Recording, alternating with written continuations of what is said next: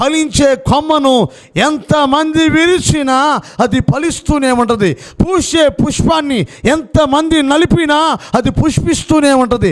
ఆశీర్వదించబడే వ్యక్తిని ఎంతగా అనగదొరకాలని చూసినా ఆయన ఆశీర్వదిస్తూనే ఉంటాడు. నీ జీవితంలో దేవుని ప్రేమకు నువ్వు దగ్గరగా రాగలిగితే, దేవుని మహిమను అనుభవించగలిగితే, ఏ స్థితిలో నీ ఉన్నా నిన్ను ఆశీర్వదించి బలపరిచి నెమ్మదిని సమాధానాన్ని కలుగు చేయగలిగిన సమర్థవంతుడే నా ప్రభు అయిన యేసు క్రీస్తు అని మీకు హృదయపూర్వకంగా తెలియజేస్తుంది. అందుకే యేసు జీవితాన్ని మనం పరిచయం చేస్తే ఎన్నో పాఠాలు మనం నేర్చుకున్నాం. బైబిల్ రాయబడిన మాటలు మనం పరిచయం చేస్తే యోసేపు నిర్దాక్షిణ్యంగా గోతిలో పడవేయబడ్డాడు, అర్ధాంతరంగా అమ్మివేయబడ్డాడు, వెంటాడే పాపానికి దొరకకుండా పారిపోయాడు, చేయని నేరానికి చెరసాల్లో వేయబడ్డాడు.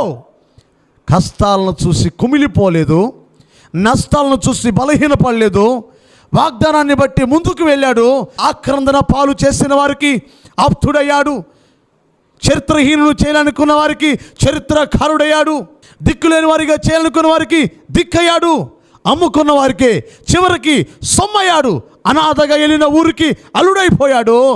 అలాగే చూస్తే స్థితిని బట్టి స్థుతిని మర్చిపోలేదు గనుక ఫరోకి గురువయ్యాడు, ఇశ్రాయేలులకు ఆధారమయ్యాడు, ఓట యొద్ద ఫలించే కొమ్మయ్యాడు. కారణం ఏంటి తెలుసా?